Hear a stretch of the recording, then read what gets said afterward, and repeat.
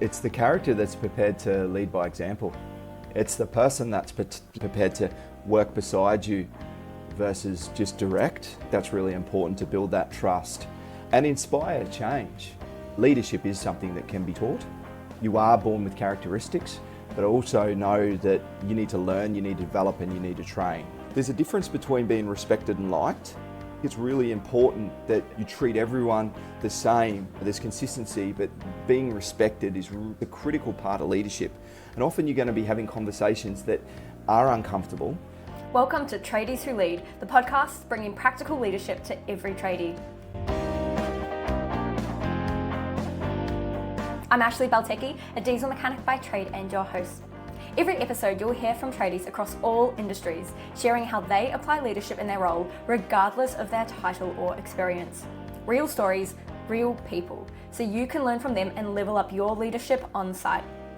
In this episode, we cover the simple toolbox structure to get your team aligned and engaged, as well as the practical leadership skills that help you get the most out of your team. Today, I'm joined by Jason Loft, Managing Director and co-founder of PROTRADE United, and someone who spent over 16 years in the business of helping trade and construction businesses figure out what they're actually capable of. Jason started out working with small business owners and noticed early on that the gap wasn't technical skills, it was the business and leadership side of running a trade business. That insight became the foundation for everything he's built since. In 2017, he was recognised as Young Entrepreneur of the Year for his work with fast-growing businesses, and he's since taken that work global, supporting teams across Australia and New Zealand. His focus is clear: helping trade business owners build strong teams, lead with confidence, and create businesses that are profitable and built to last. Thanks for joining me on the podcast today, Jason. My pleasure. It's great to be here, Ash. Thanks for having me. I'm really excited to get into this chat, especially with the work you do with so many businesses and being able to kind of see behind the doors and the insights I imagine you get from that. The first question I ask all the guests on the podcast is, what is leadership to you?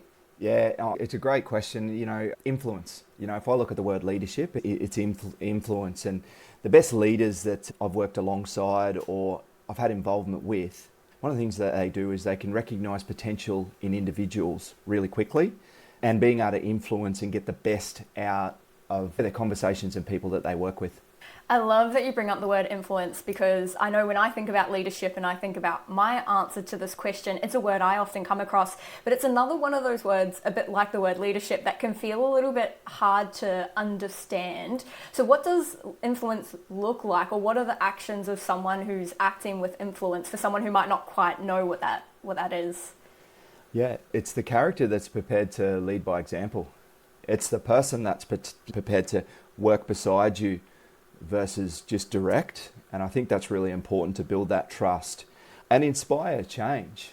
The best leaders, again, and the mentors that I've worked beside are people that you really that you look up to, and there's an aspiration there. So they come with a form of inspiration. So just aligning influence is all about people being themselves and their character even when other people aren't watching. Yeah. Really that like continuity of character and being authentic and being genuine and not being something that they're not in front of different people at different times. And because a lot of that feeds into trust, and when we want strong relationship, trust can be something that's very slow to build, and it's those little actions that add up. But then the moment that people kind of question your intentions or question your motives, and that can be a really quick way to break down those relationships, and you no longer have influence when people don't trust you and aren't happy to follow your lead anymore. Yeah, and just to add to that, being authentic and vulnerable, I think that's really critical. And it's not always easy, particularly in the trade and construction industry, right? The blue collar industries, but being really authentic, open and honest where you stand, and approachable. I think it's really important that you're approachable and you're willing to listen and take the time with people to help them move forward. I could ask you so many different questions just from that point there around vulnerability and approachability. We'll see if we have time and we can come back to them. But for yourself, and obviously being in a space where you get to work with a lot of leaders, was there a point in your journey where you saw yourself as a leader, or is that something that you've kind of always seen yourself in that capacity? Oh, listen, I never jumped out of bed and said to myself, look, I'm a leader. I think you are born with characteristics, but also know that you need to learn, you need to develop, and you need to train. Leadership is something that can be taught. Okay, so my first experiences around leadership are actually a little different from the trade and construction industry. Interestingly, I did a bit of backpacking and traveling in my early 20s and ended up in Spain with a good friend. And we were just working behind a couple of bars. We met an English guy on our travels, and he gave us an opportunity to look after a cocktail bar. And so again, early 20s, not much experience on people management. The conversation went like, would you be happy to manage the cocktail bar? We've got 12 employees coming over in the next 4 weeks, and we'd like you to train them and run the bar. So the initial response was, yeah, heck yeah, look, what a great opportunity. And the back of my mind, after I processed that, I'm like, what have I just signed up for? But what it taught me around leadership is that everyone's different, right? And it really comes down to the communication and how you connect and build rapport, and getting alignment from teams.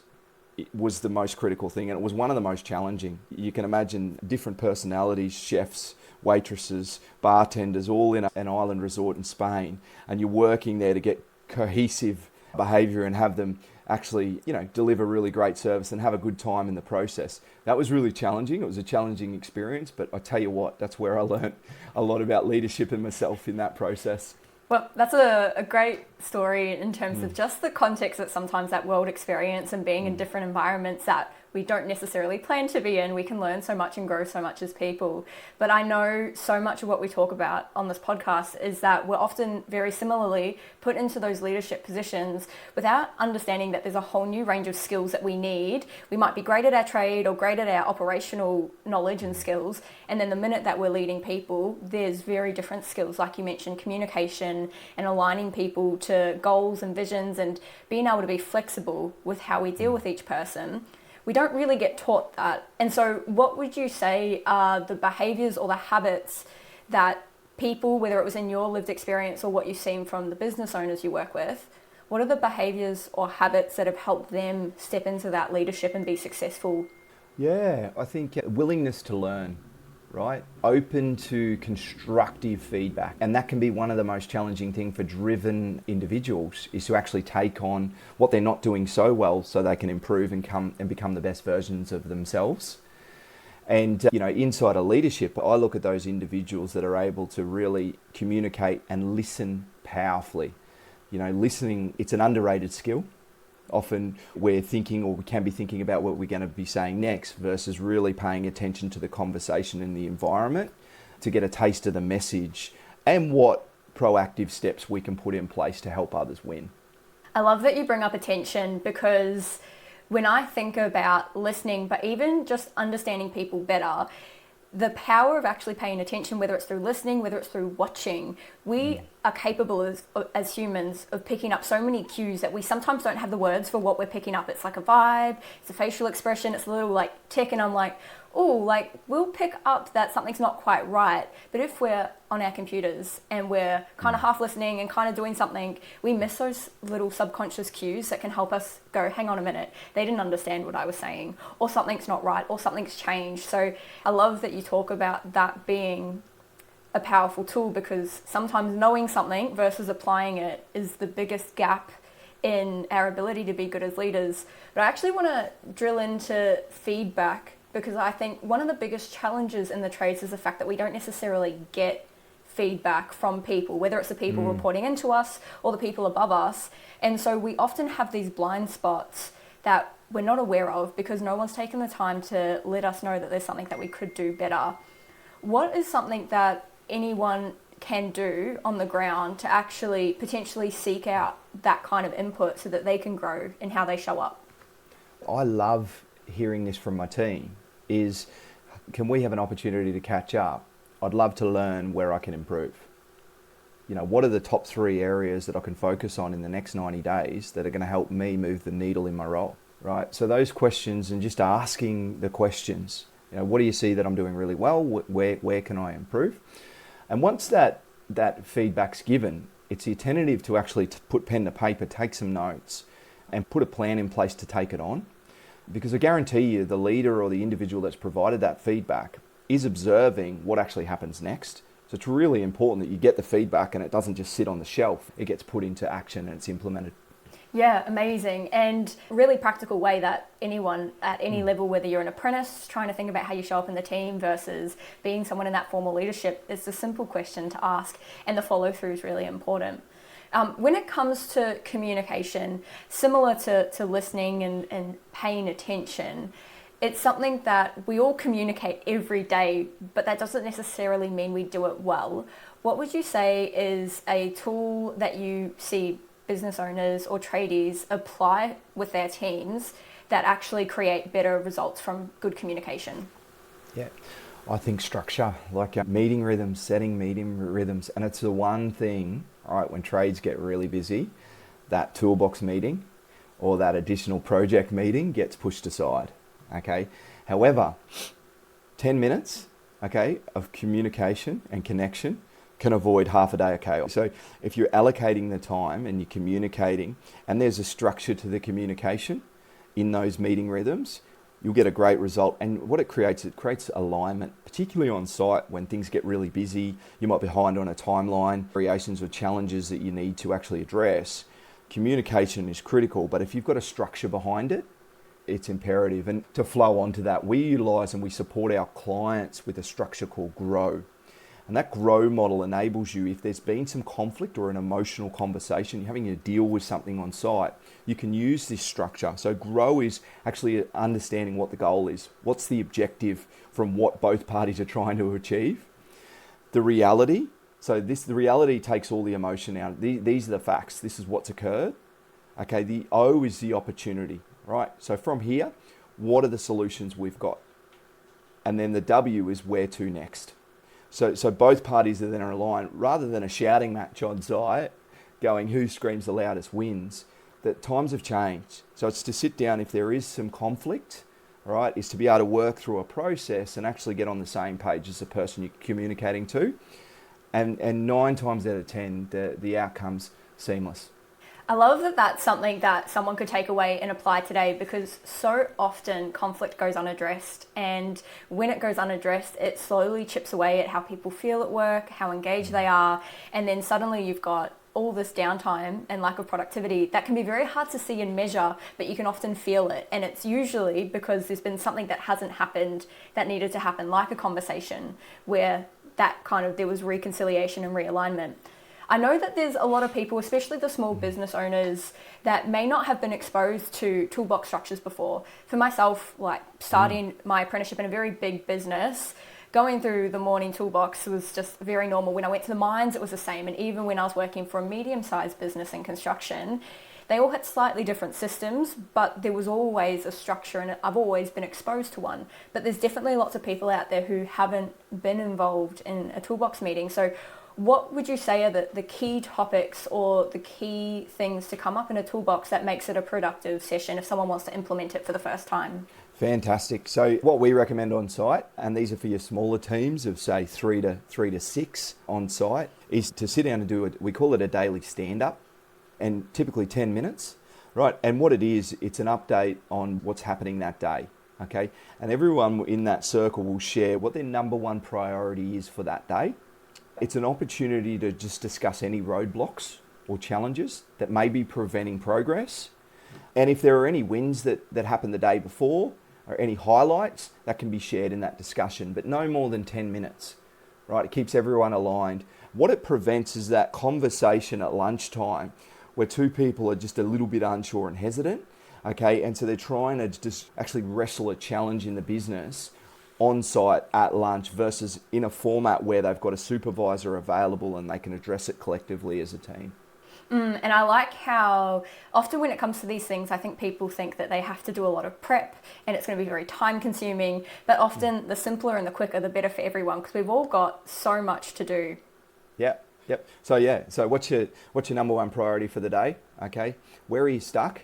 Are there any roadblocks? And what's the objective by close of business for the team to be aligned on? Pretty straightforward. And I like that structure allows for the engagement of the team, because I've been talking to a lot of trade businesses lately, and what they are struggling with is, amongst the generational shift, there is this experience or this perception of young people not having very like they're not really having goals. But that's also true for some of our older workforce who's been in the industry a long time, and it's always just been show up, get paid, go home. And so when we're dealing with those people who might not be as driven and they are showing up just to get paid, it can be really hard to engage them. But I imagine, and feel free to correct me based on what you've seen and heard, but that by getting them to buy into that conversation and say, well, this is my priority for the day, you've at least given them a goal within that day to work towards. And it's an opportunity to have conversations about did it go well or not as well, to help that person improve, even if they're just showing up to get paid. 100%, and everyone's motivated differently. So some people are inspired by earning more money, others are inspired by having more time and flexibility with their family.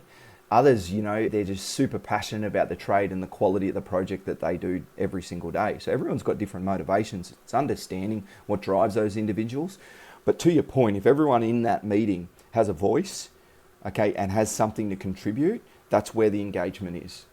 Versus it'll just be the loudest voices or the dominant personalities in the meeting that will actually lead the dynamics, and people just won't be heard. And that's where the disengagement gap begins. So ensuring that everyone contributes to the discussion. Obviously, when it comes to that transition from the tools to leadership, there is not only a change of skills to do that well, but there's also a bit of a mindset shift in terms of what it means to be successful in that type of role when you're managing other people.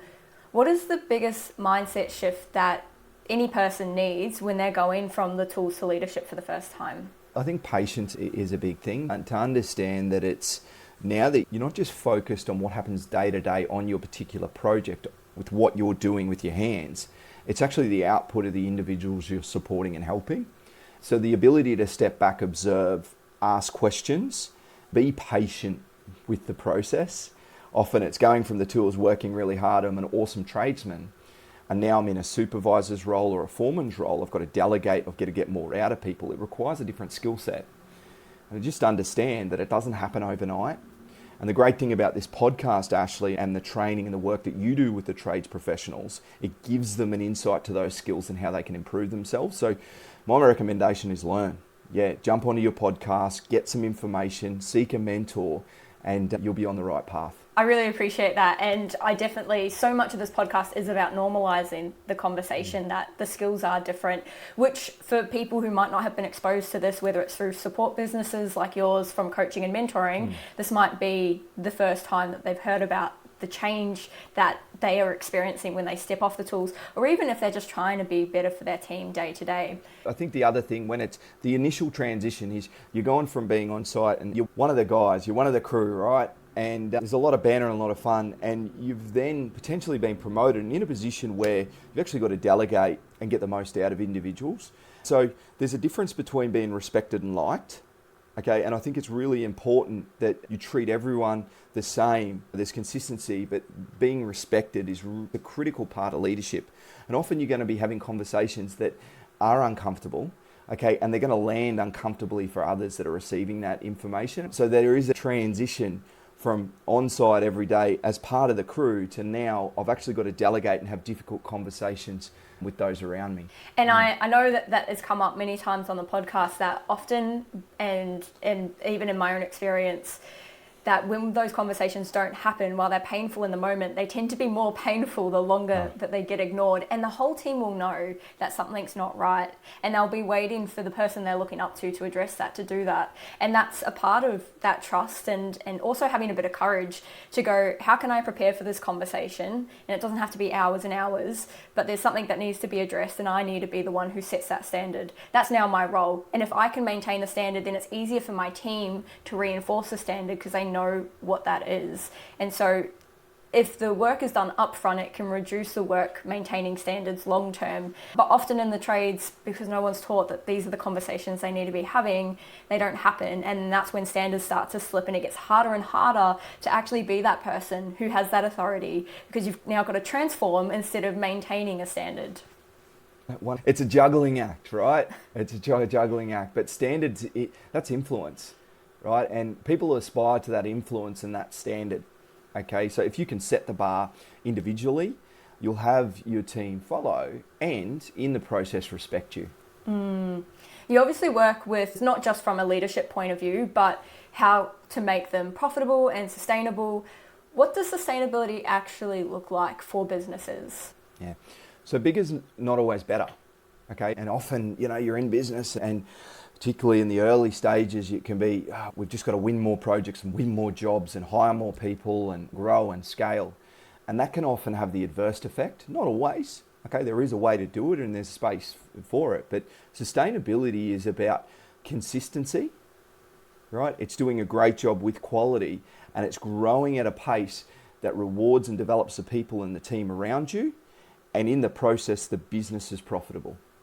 Yeah. So it's not an overnight fix, right? It's not from zero to hero in 6 months. This is generally a longer term game, but the enjoyment's there and the lifestyle is generally there for the business owners and the team leaders involved. I like that you say that it's not quick, because I think anytime you come to these non-technical skills, people want there to be a silver bullet, and there very rarely is, because like you said, you have to keep learning, and that's part of growing as leaders and as a business and as a team.